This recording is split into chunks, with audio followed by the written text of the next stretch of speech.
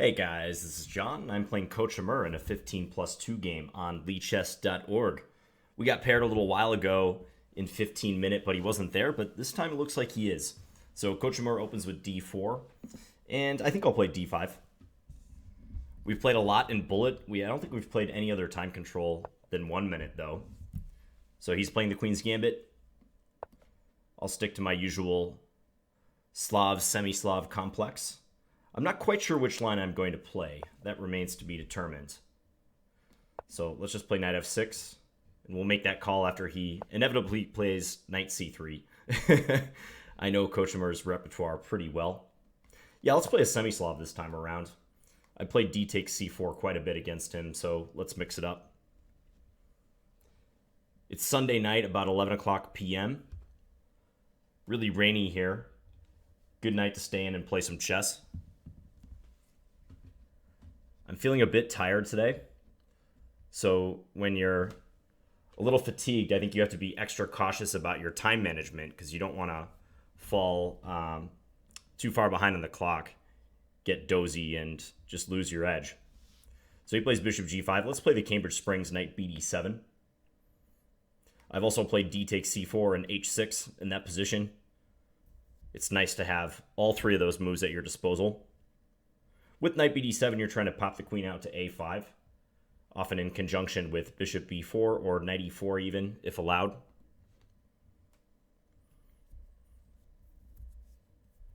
Even this line has accumulated quite a bit of theory.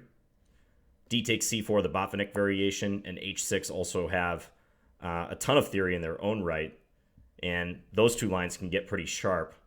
This one tends to be a little less sharp, but you still got to know what you're doing.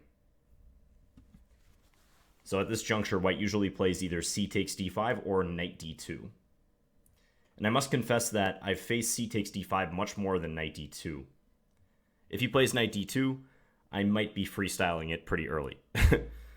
I know the line goes bishop b4, and often black tries for a quick c5, but that's about the extent of my knowledge. And he does play knight d2. I'm not live streaming this game, am I? Okay, so let's play bishop b4. Kochemer is quite strong. I don't know how much he wants me to reveal about himself, but he's in a lot of the Lichess bullet tourneys. I think he's 1850 or so USCF, but I can tell you he plays much stronger than that, like easily 2,000 plus USCF. I believe he doesn't play too many USCF tournaments, so if he decided to play again, he would be a lot stronger. So you should play more often, Kochemer. Okay, queen c2, so defending the knight on c3. So I could attempt to take on c4. This would reveal an attack on the bishop on g5, but black has to avoid getting a semi-cramped position. I'm thinking about playing this c5 move. This is the move that I recall in this position. But one thing you have to be careful about in the opening is if you're not entirely sure what the best move is in a position, but you have some sort of inkling based on your previous knowledge of theory, you can't just blindly apply what you think is the idea. You always have to be looking at the position in front of you. You can get into trouble if you try to stick too closely to what you believe to be the move. So I probably will play c5, but I need to remain alert to the changing tides of the position. So c5 or castles. Again, I don't think I really want to take because that tends to lead to some cramped positions. That is playable, but I prefer to keep the tension. Well, maybe I can castle first. I don't see any harm in castling. Yeah, in fact, let's castle straight away. And if he plays a move like bishop e2, which I think is pretty likely, either that or bishop d3. Although actually bishop d3 would be a big mistake, wouldn't it? Because of takes, and then I'm on the bishop and on g5. So probably if he's going to prefer one of those moves, he should play bishop e2. Yeah, again, if bishop d3, d takes c4. If bishop takes f6, then I have the in-between move c takes d3, winning a piece. So most likely he'll do that. Knight b3 is another possibility. Sometimes black can nudge the queen up to a4 and take advantage of the pin on the knight on c3. So I will consider that if he plays knight b3. Yeah, he takes on f6. That's sensible. Of course, we're going to take back this way.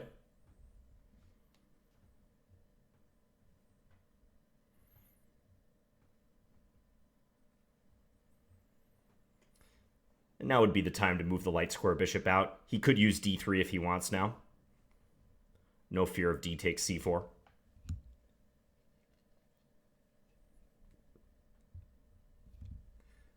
A persistent problem for black in Slav and semi-Slav structures is the light square bishop. How to activate that piece. And in this Cambridge Springs defense, you sometimes see black putting the bishop on d7 and accepting the fact that the bishop is going to be bad for a while. But also you see black trying to develop the bishop via a6 quite often. I probably won't choose that line. I think that method of developing the bishop is better in the c takes d5 variations instead of this knight d2 operation. So likely I'll be trying for c5, bishop d7, putting a rook on c8 to oppose his queen on c2, that sort of thing. So he plays bishop d3. Yeah, c5 seems well timed now. His king is still in the center, so he must tend to that pretty soon.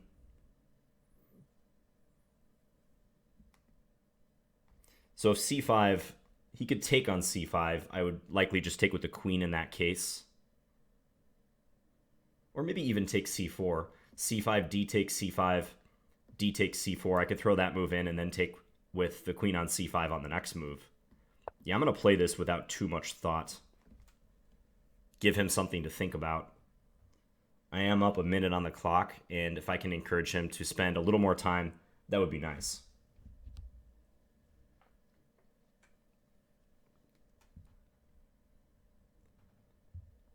Nice to be back playing some Standard. I know it's been a while. Apologies to those of you who have enjoyed my Standard videos. I've just taken a little break from it the last couple weeks while I've changed my video schedule around, but I will be continuing the Standard games. Okay, so if c takes d4 here, he doesn't have to recapture right away. He can play knight b3. I'm just gauging whether that's a big deal. So let's say c takes d4, knight b3, probably queen back to d8 is best. Even though that undevelops the queen, it's out of range of white's knights.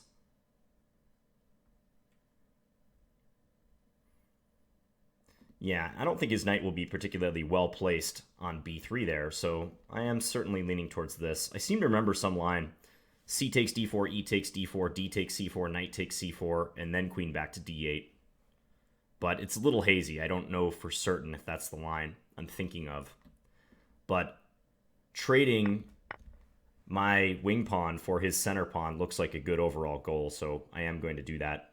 Yeah, and he recaptured immediately, so maybe knight b3 wasn't on his radar, or he just decided not to play it. So d takes c4 would be consistent. If I don't play that move, he might get it in his head to play c5 and try to cut off my bishop's retreat. I'm not in a great hurry to take here, I don't believe. I could, but I don't see that being necessary at the moment. So d takes c4, knight takes c4. Again, I have to figure out where to put the queen. Let's say queen d8. Then I have the two bishops, and he has a slightly compromised pawn structure, but he'll probably have some activity in the center.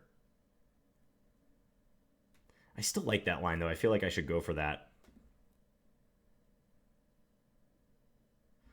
Yeah, again, if I hesitate, even in favor of a developing move, probably c5 is coming. The only other line I'm looking at is take. But do I want to take right now? Often with moves like that, you can wait on them. You might have them in the future. Also, if take, knight takes, I mean, I can swing my queen over here. I can think about going over to h5, for instance. Probably d8 is a more normal square, though. Okay, let's take. So very likely I'll go to d8 unless I change my mind while he's thinking. I'm pretty sure he'll take with the knight. I don't think taking with the bishop makes a lot of sense. His bishop is well placed on this diagonal, combined with the queen, queen-bishop battery.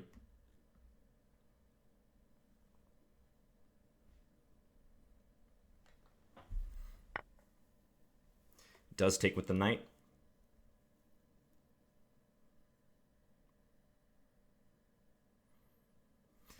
So on h5, I would be defending this pawn a bit better.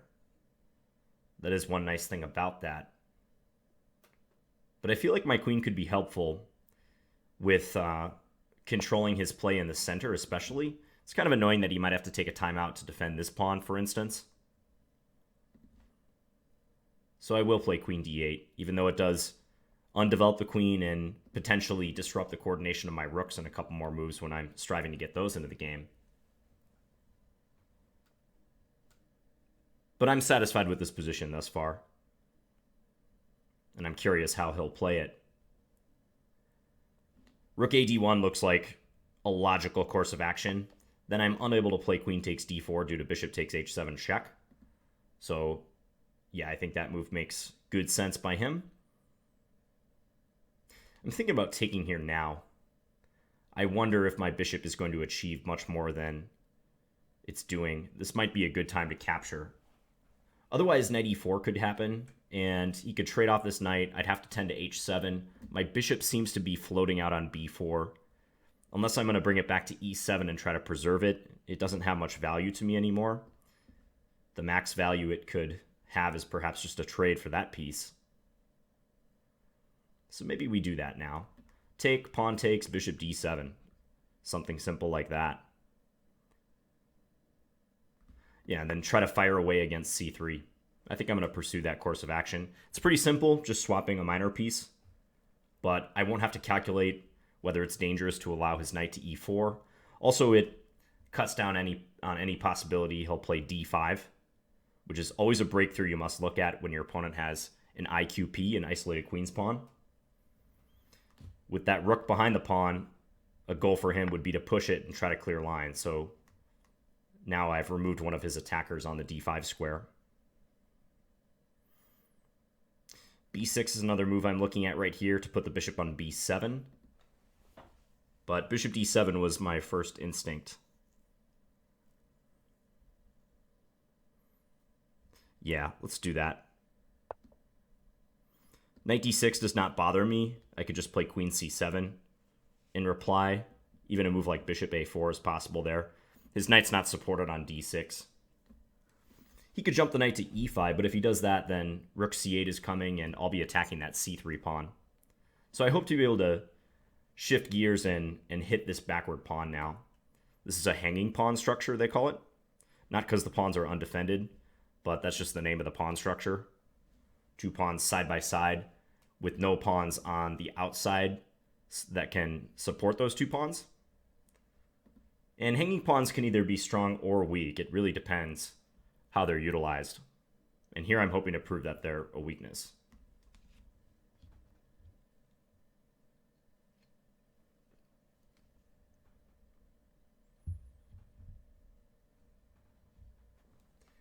This is an increment game, 2-second increment, so you likely will not see any super crazy time scramble. You never know, but I think the fact that it is an increment could cut down on that.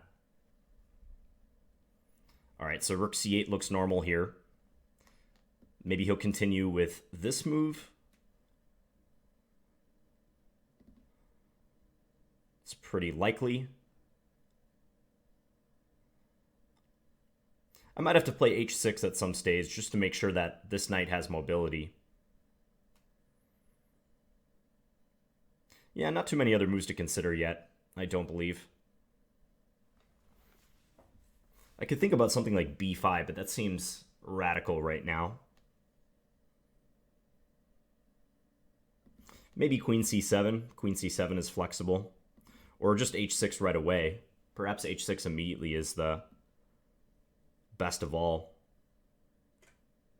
Because if rook c8, c4, maybe I don't really want my rook on c8. Maybe it's better suited somewhere else.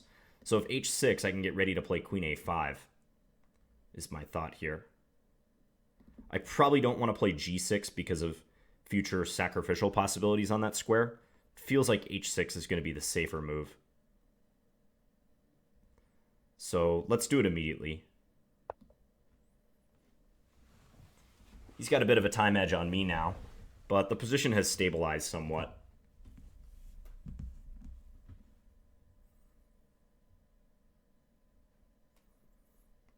I'd be happy if he took on d7. I don't think he'll do that. I think he'll try to keep this knight here for a little while. He may go for a plan with f4. That would be intriguing. Trying for f5. But I could adjust by playing knight d5 against f4, looking at the e3 square. Yeah, that in conjunction with rook c8 could give me some counterplay.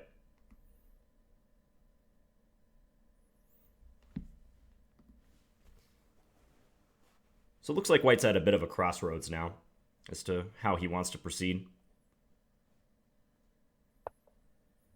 Queen b3, okay.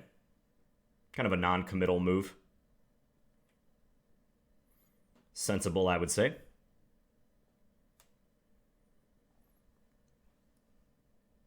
So queen a5, he can take on b7 or even take on d7 first. I don't want to play that. I would really like to do this sort of thing, but too time consuming at the moment. So queen c7, I'm considering. Bishop c6, I'm also considering.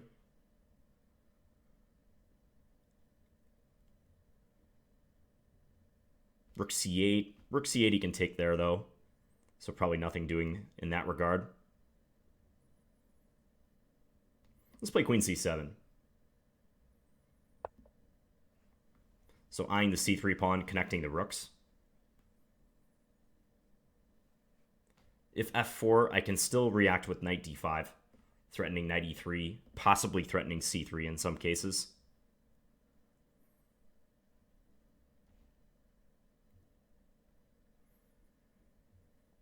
I don't have a ton of time. I mean, I'm not in time pressure yet, but 7 minutes can go by very quickly in a tense middle game.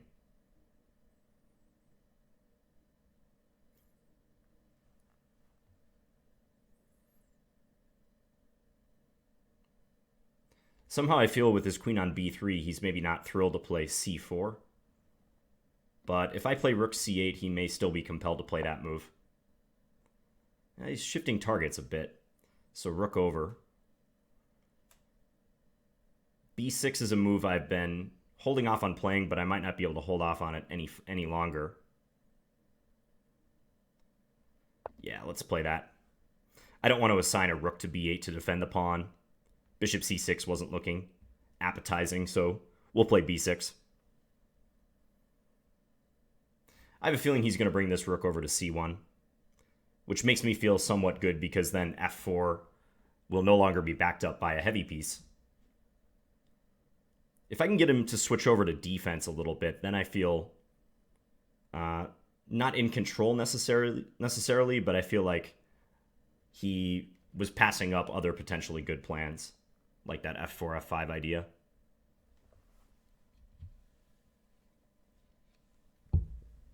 Although it must be said, the fact that I've played b6 could give him a hook. a4, a5 is an idea if White can execute it. Trying to trade off his isolated pawn. So if he plays rook fc1 right now, likely I'll put a rook on c8, but which rook? Maybe I don't want to yet because of bishop here. I'll have to weigh that.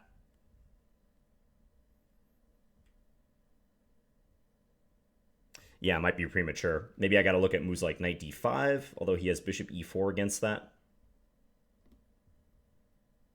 That's another downside of b6. Creates this weakness.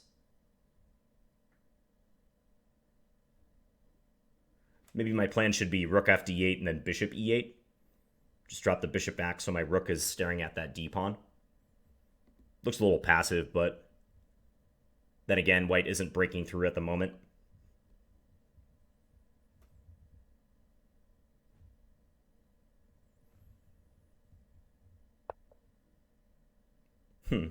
So he wants bishop f3, maybe? Tough to say what that move's about.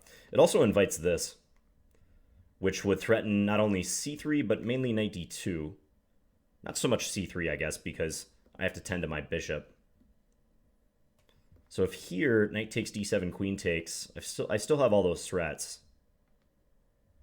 Maybe knight e4 is good now.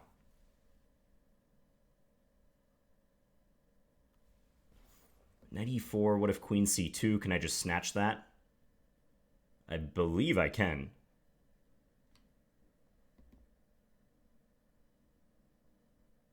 Yeah, I think I'm justified in doing so. Knight e4, what about queen c4? I could always play rook c8 if necessary. So this could be an opportunity. And against good opponents, you don't want to miss your opportunities, so let's give it a shot. It's a move I was mentally double and triple checking because I am moving my knight to an undefended square. It's always good to do a little blunder check when that happens. But this seems to give him some problems, these dual threats. But undefended piece for me, potentially loose bishop here. I was looking at ways he could try to deflect my queen. He's going to go right in for that. Okay. Yeah, knight d2 is not going to work. Knight takes c3, just bishop f3, so we got to take back. I'm happy to get rid of that knight, though. That knight was better than his bishop, I believe, so I'm happy to trade that. And I've still got the threat on d2, and potentially pressure here, even though my queen is not attacking it. Rook c8 could be coming anytime. Yeah, so he plays a logical defensive move. Now, where to bring this knight back to? I'm not going to support the knight there. I'm going to retreat it. So it's a question, do I play knight d6 and maybe try to use the c4 square, or do I play knight f6? I'm thinking here is better. The knight has more possibilities there, and it just jives better with this follow-up. So if knight d6, c4, what am I doing? Probably rook c8. If c5, knight d4 looks awkward for him. Yeah, I think this has got to be the move. I'm going to speed up a little bit. We're both under 5 minutes now, so it's a blitz game, albeit with an increment. So pawn structure-wise, I'm liking my position. If I can get a rook over to c8, then I'll have a clear target on c3. Maybe he could consider, therefore, bishop a6 to try to disrupt that plan. He always has to be careful that I don't play b5 and cut off the bishop's retreat. I don't know that b5 right away would be that great for me, but I would think about it for a couple seconds. Because if he doesn't do something to disrupt my plan, I think I'm just getting this in pretty easily. I suspect he's going to go for this sort of thing. So I'm thinking about b5 now. a4 would be logical by him.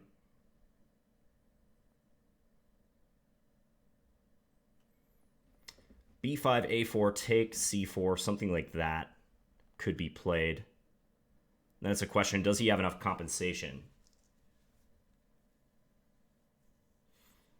Hard to say. I'm not sure I should allow that. Rook c8 looks much more normal here. But then again, c4 is happening if I play that, so I should be somewhat ready. So rook c8, c4, what to do then? If knight here, probably d5.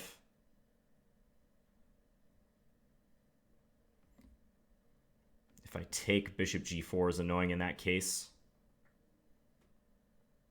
I'm not sure about that line.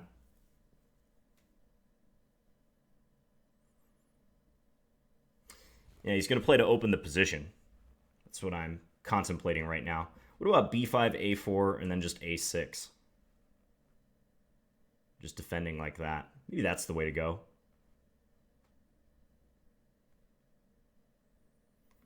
Trade, trade. Undeniably, he's trading off a weak pawn, though. I feel like if I play b5, he's going to find a4, because if he doesn't play a4, then his chances are not great. Not an easy decision here, because I see active possibilities, but nothing that truly catches my eye.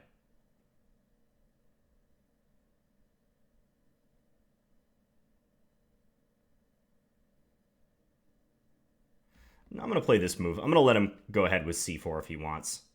I think that b5, a4 line wasn't quite challenging enough, so even though I had to spend a little time to figure this out, it should be all right. So he plunks the bishop in. Yeah, he's disputing the c8 square, and probably rightly so. I wonder if he'll try to go a4, a5. But now if I get a chance, maybe knight c4 even. Yeah, he doesn't want that to happen, so he's going to play against it.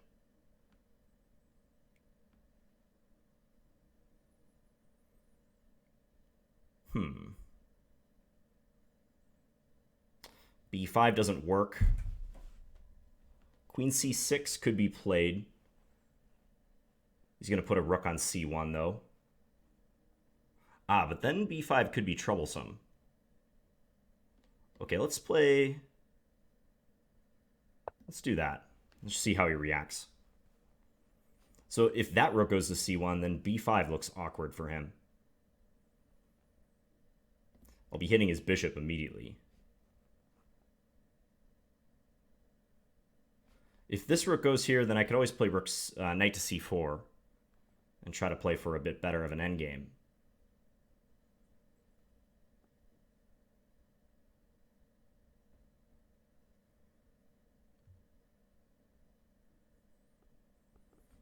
So let's say rook dc1, knight c4, bishop b5, queen d5. Yeah, I'm maintaining my stronghold on c4, so that looks a little bit better.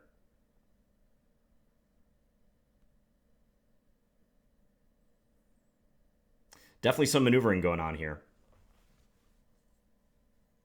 I still feel I have a minuscule edge, but with the clock ticking down, everything is up in the air. Wow, he's just going to pitch that pawn. I didn't see that move. I didn't see that that was possible. So knight takes, he's going to play rook c1. Yeah, makes sense. Okay, so probably now I got to play for activity. Like, let's play queen e4. New target, d4.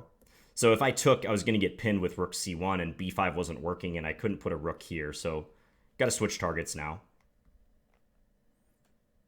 Yeah, nice crafty move, c4. He could continue c5, but I think I trade, probably bring my knight over. Okay, so let's go here. Attack this pawn. I've got another idea on tap, rook d8, if I want to hit the d-pawn again. Maybe I can prove that this bishop is out of the game. Also, this could be something. I know he can play queen g3 to defend the mate threat on g2, but I do have my queen and my knight in pretty close proximity to his king.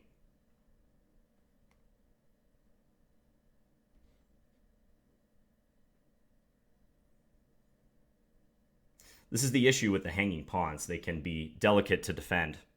If your opponent gets a beat on them and starts attacking them, you might find yourself on the defensive constantly. Don't know if that's going to happen quite yet here. It's still pretty dynamic.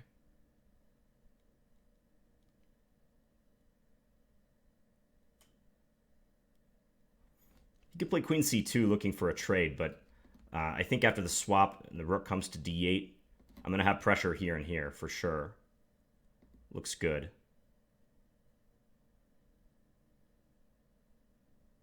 A lot of endgames are favorable for black with the pawn structure. If he advances d5 and we swap, for instance, that would be a scenario I'd like.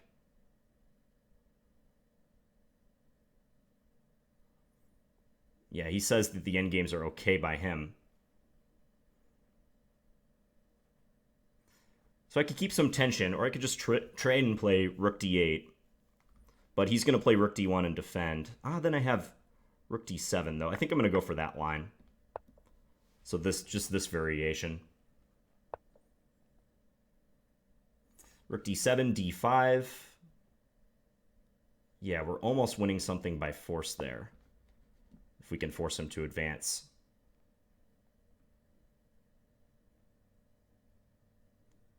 I want to make use of this now before he gets a chance to push back some of my pieces. Perhaps he could consider g4 if I had hesitated for a moment.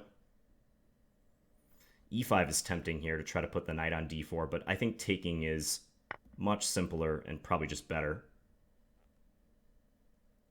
So he's going to wind up with a d-pawn. This is what I was referring to with the endgames.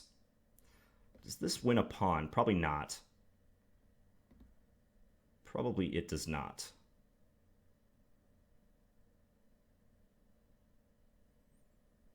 I want to put my knight on c5. So let's do this first. Blockade the pawn.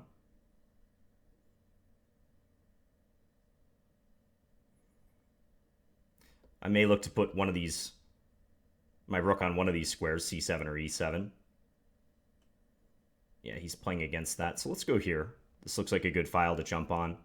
Idea like this.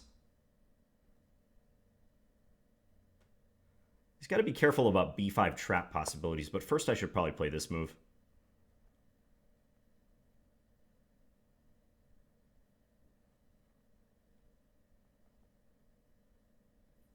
I didn't want to play b5 yet. I was wondering if he could reply with a4 and open it up.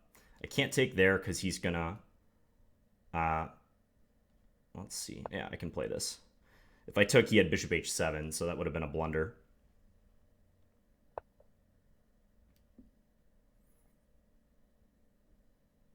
Okay, let's go here.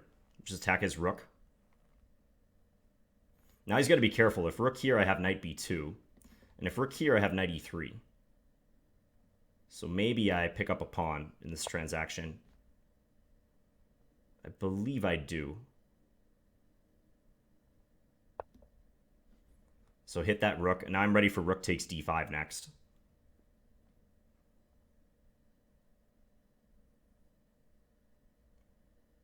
Then I'll be up a pawn in a time scramble. Always nice.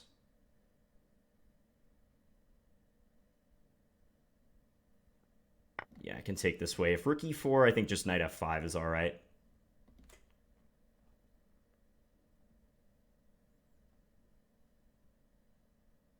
If rook over here, then rook d1, I was thinking. Like that.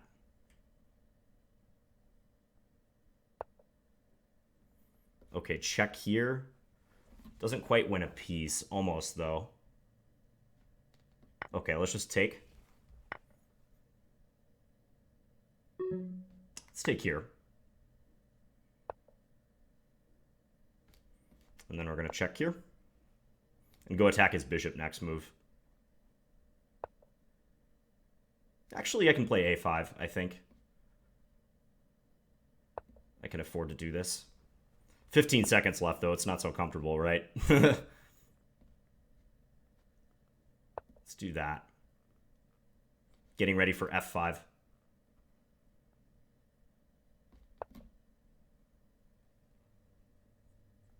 Let's see where he puts the bishop now. Let's bring our king up a little bit. I'm going to bring my king all the way up because I think I have mating net ideas. The knight coming to f4. Actually, I got to be careful, don't I? I still have mating net ideas, but I had to be really careful there. He has... Ooh. He's falling for a mate, but he had h4 check there. And that's a checkmate. Wow, that got too close for comfort, though, at the end. I think on h5, he missed a tactical idea. Yeah, he had h4 check. And if I take it, then f4 check. King h6, king takes h4. So if h4 check, I would have had to play king h6. I'm still up a pawn, but the position of my knight on g2 is suspect. Yeah, I knew it was going to get somewhat dicey in the endgame, even though I am up a clean pawn and basically just torturing him. But he's crafty. I mean, credit to Kochemer. He's always resourceful, and he manages his time pretty well, too. Feels like there should be a mate here. I wanted to go knight f4, but that would backfire horribly after h4 check. King h5, king takes f4. This position is very close to a win, though. Well, maybe h5 is not so bad. Yeah, unusual checkmate pattern at the end. So, what were the key moments in this one? We'll go over the opening in a second, but I think the most intriguing part of this game was the middle game. I think this position right about here, move 16. There are several different ways white could proceed. I mentioned the possibility of f4. The roles of the C and D pawns are yet to be determined. Even white's A pawn could come charging down the board. This is largely driven by the pawn play by both sides. I'm going to be trying to exploit white's structure. Probably white's pawn play is more important. I should clarify that. I'll be using my pieces to apply pressure to his pawns and largely trying to keep my pawns back, avoiding a clash. Whereas he will be trying to prove that his slight space advantage and the pawn structure gives him counterplay. I didn't like this move, bishop e2. In fact, I don't really like rook b1 if he's not going to follow it up with something. And this seems critical right here. I mean, I thought he would go rook fc1 and just bring the kingside rook over to bear down on my queen and potentially support c4, c5. Bishop e2 seems like it gives me an unnecessary opportunity with knight e4, whereupon white has to think about these two moves. So then I convinced him to trade the knight for the bishop. So why is black for choice here, even if ever so slightly? Because you might say, well, it's a bishop versus a knight in a pretty open position. Isn't that supposed to be good for the bishop? And the answer to that is the bishop just doesn't have a lot of targets. White has a worse pawn structure. White has 3 pawn islands to my 2.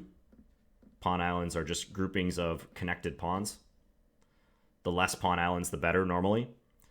And his bishop just doesn't have a lot of places it can really flex its muscles. I don't have like a clearly weak pawn on a light square that it can target.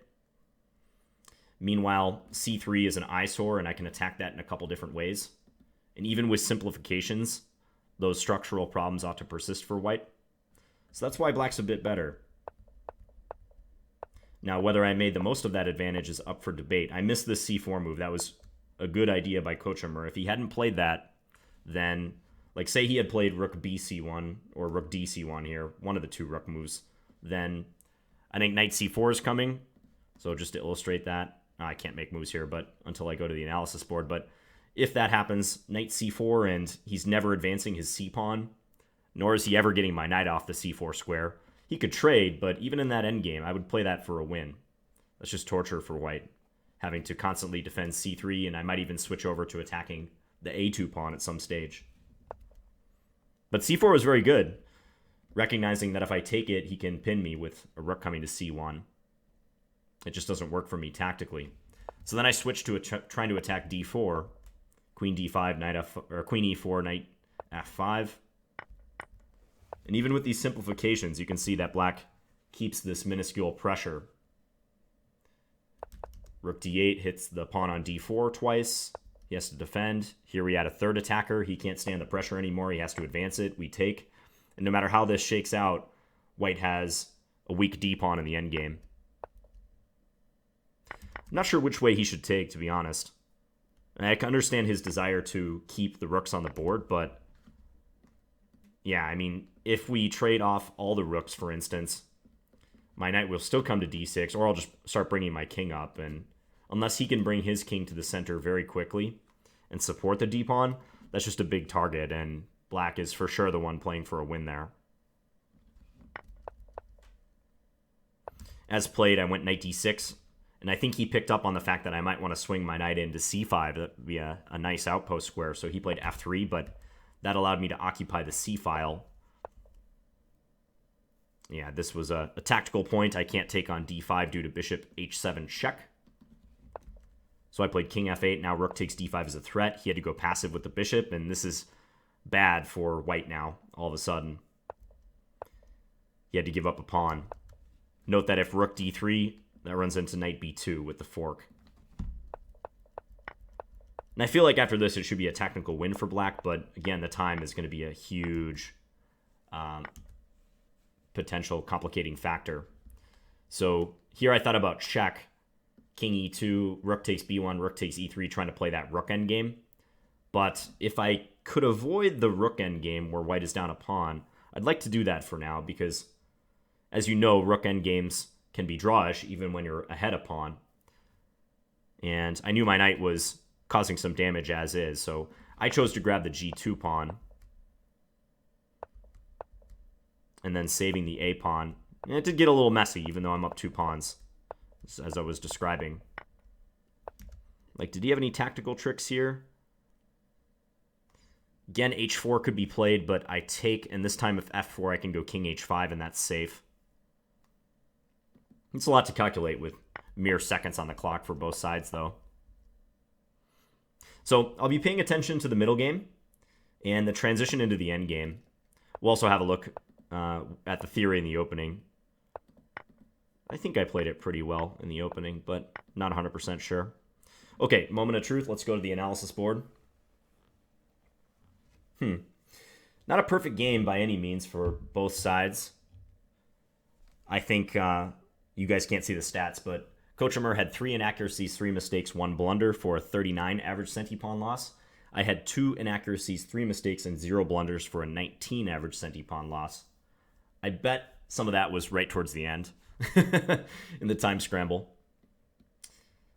So white plays bishop g5, the principled move against the semi-Slav. A lot of people play e3 because they don't want to have to worry about black taking the pawn on c4, but bishop g5 is the bravest course of action, just challenging black to take on c4, which is the Botvinnik variation. Gets very complicated after e4, b5, e5, h6, bishop h4, g5, knight takes g5, and all this.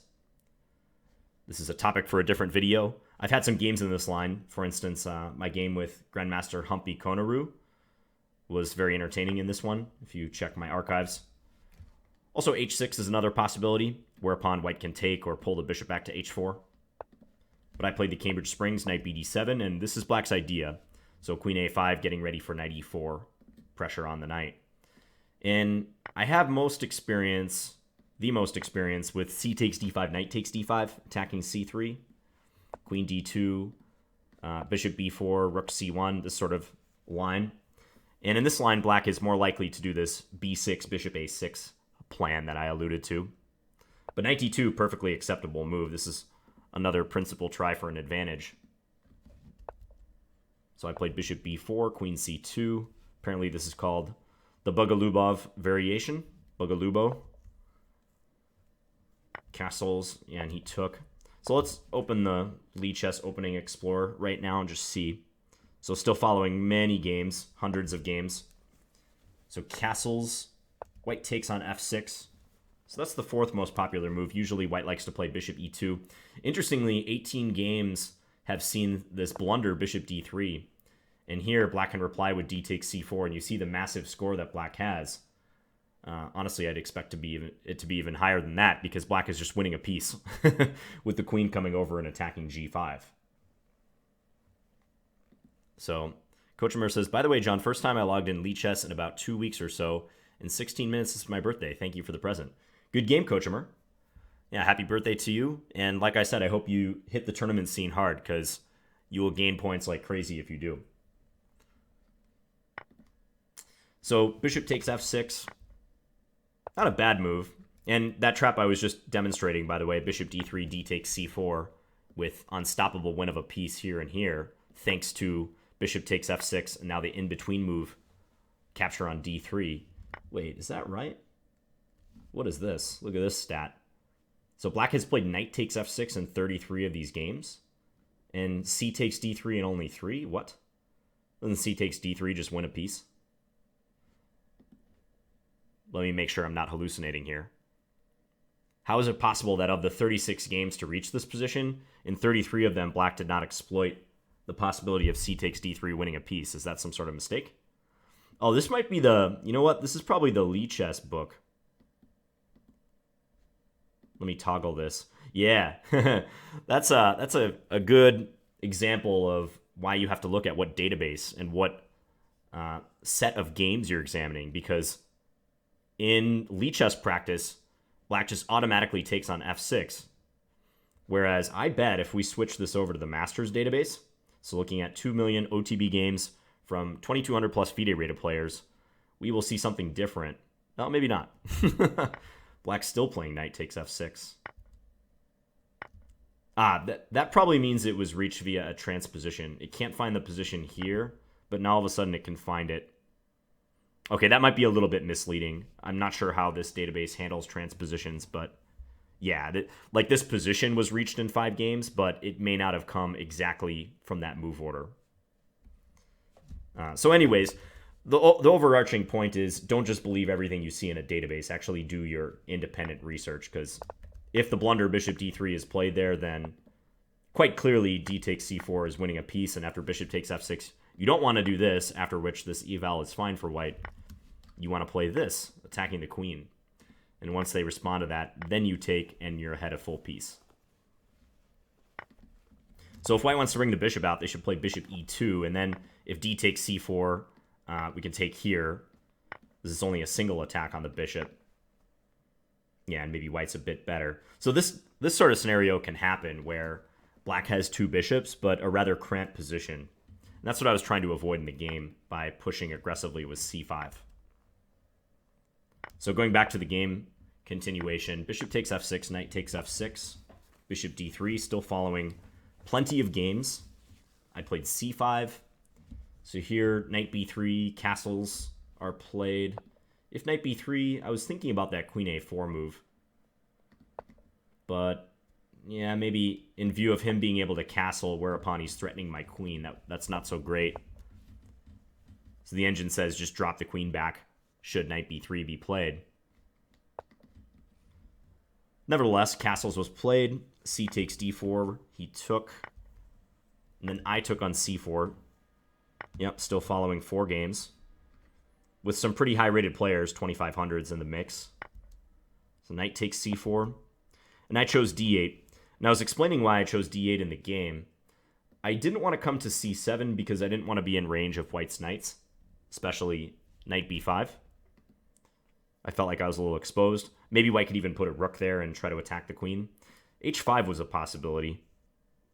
I see that was played in one game to reach this position. So that's probably okay as well. But queen d8, I think we're still on solid footing following this particular game where black was 25-16. So white played rook d1. And here I decided to take on c3, and we leave theory. So in this other game, let's just click on that for a minute just to see how this game went. In that game, black played b6. And white immediately played bishop e4, forfeiting the other bishop. And now it's 2 bishops versus 2 knights. This just looks good for black, though. Yeah, you can see the evaluation is already clearly in black's favor. So b6 was an alternative way of treating this, trying to get the bishop out. I'm not sure my bishop stood very well on d7, so maybe b6 is a better option. Okay, so I'm going to click back to my game with kochemer. So I took on c3. I just didn't see much of a future for the bishop. I think this move is reasonable. So let me close that. So he recaptured with the pawn, and now bishop d7. Yeah, but based on the eval and my feeling here, I probably should not have done this. It might be a slight mistake to take. I can see the virtue of b6 now for sure. I was just a little worried about stuff like this. And for instance, if I take, then he recaptures and he's hitting my rook and my pawn on h7. But maybe that's not specific enough. You always have to be concrete with your thinking. You know, you're guided by your chess intuition and your understanding of the game, but concrete lines trump everything. It trumps even your most heavily held chess beliefs if you're in a certain position. And the concrete lines overwhelm those. And here it just looks fine for black after knight d5. The engine says equal. White's best is to try to repeat with knight c3. So bishop takes c3, b takes c3, bishop d7, knight e5 looks correct. I played h6. I figured I would have to tend to this h-pawn anyways, and again, I didn't want to play g6 because I was afraid of potential sacrificial possibilities here. So therefore h6, white goes queen b3. This was a position I pinpointed as one where maybe white could think about different plans. Like, what about that f4 idea, trying to go f5? I was thinking about playing this in reply. Then rook f3 covering this. Say I play rook c8 attacking here. White can advance. Knight b4. White's keeping a moderate edge according to the computer, probably due to this strong knight on e5.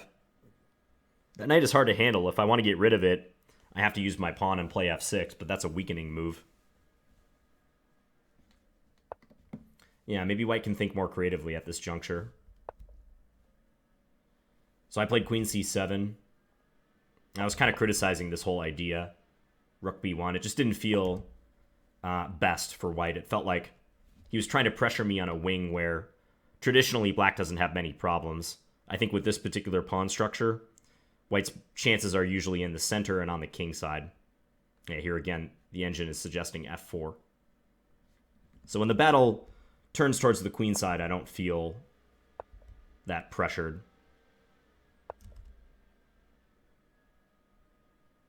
Yeah, the engine even wants to move the rook right back. It says it has no business being on the b file. As I was explaining, provoking b6 does create some issues in my camp.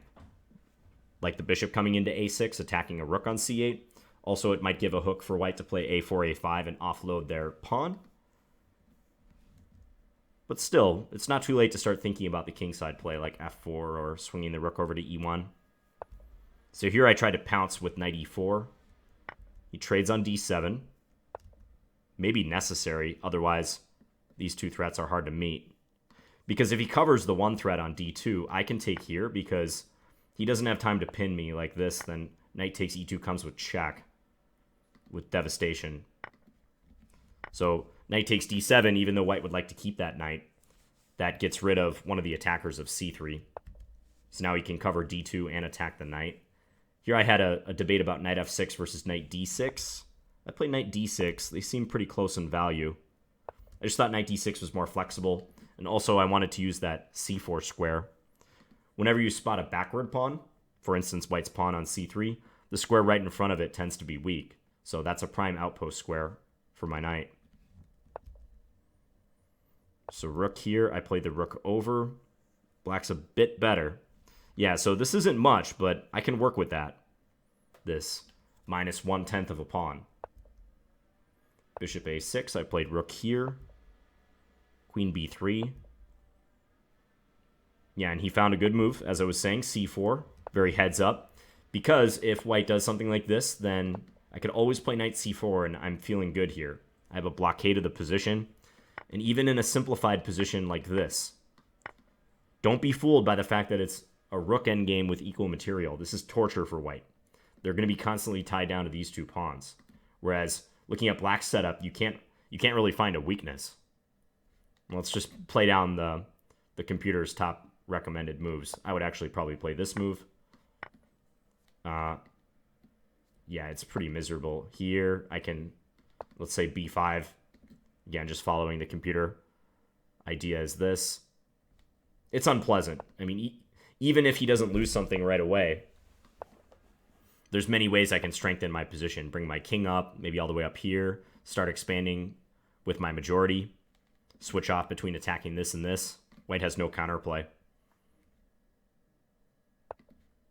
But c4, and if I take it, then I run into that.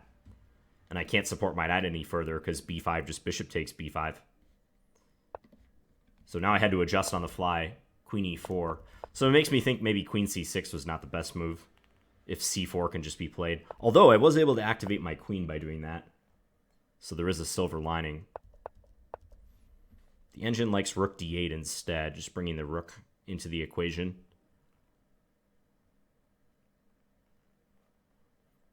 Yeah, that's flexible. So if rook d8, c4 now, queen e7, just get out of the way of the advancing pawns. And we can still hope to attack them. Maybe switch our resources to the d file. So as played, yeah, he went into defensive mode, but maybe he should keep going. c5. I think I briefly saw this line. Take, take, and I can't take this because my knight is hanging.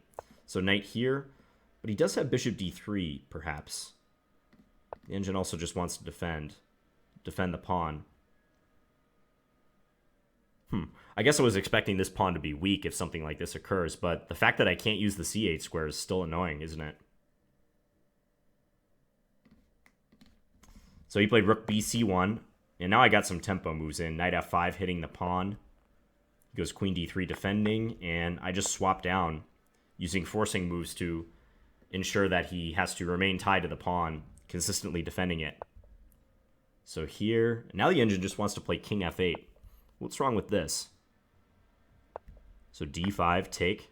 Yep. He took with the pawn. Okay, so this is an important moment because white has to decide which pieces he wants on board. Bishop b5 is maybe possible. Well, it's definitely possible. Yeah, you could try for something like this. Maybe this is a slight improvement because my knight can't use d6. But let's say he had taken with the rook instead. So rook takes d5. And let's say that white opts to trade everything off. Well, this is no picnic either because, like I said, my king is going to come up real quick. So just following this line. Kings march up. Yeah, and the engine says he just has to give up that pawn. I guess I can't take it right away because of bishop c4 check, but knight d5 is going to win the pawn. Won't it? King e4. Yeah, that's going to win the pawn check. I can always defend it.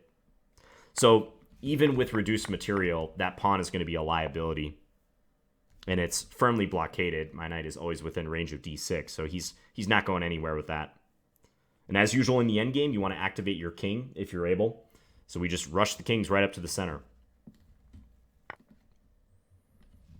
So it looks like in this position, bishop b5 is the best bet, just because it's going to misplace my rook slightly. And then take here. He gets to keep the rooks on the board.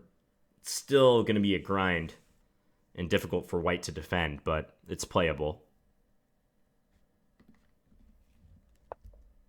So now I was able to play knight d6. My impression was he should play a rook over to c1, or maybe c3, but probably c1, but maybe that's also rough. I could go here and try to get to that c5 square I was advocating. Yeah, I'm constantly attacking d5. It'll be an annoyance for him to defend. So the computer doesn't think it's so bad, but the computer defends perfectly, remember. For a human, you'd much rather be black here. There's no weaknesses. As long as you keep the d-pawn in your sights, you can't really go wrong here. So as played f3, that defends e4, but allows me to activate my rooks now. So even though I just said I eventually want to win d5, if he's allocating all his resources to defending d5, I will send my rooks elsewhere to try to harass other things. Like, this is an idea going after the a-pawn. So is b5, if I want to try to trap his bishop at some stage. I'm not going to do it yet because I feel like he can always throw in a4 if necessary to try to get it out. Also, that pawn on b5 might just be a target. So rook c7, he plays rook d2. Yeah, not really much for white to do here. Rook c5. He retreats the bishop. We're not going to take because of this. And then he wins the exchange. Actually, more than that because I'll lose my knight behind it. But king f8, calm move. Helping the king get to the center in the endgame and renewing the threat of rook takes d5. So he brought the bishop back, and now it's starting to feel close to winning for black because I think that d-pawn is a goner. The computer's suggesting this move. And here I could even go after the pawn, right? I could do this. But this shows you got to be careful about the transitions to the rook endgames because he's going to have the end of this line, the capture of the a-pawn with a draw. So if rook c2, I would have had to exercise some patience.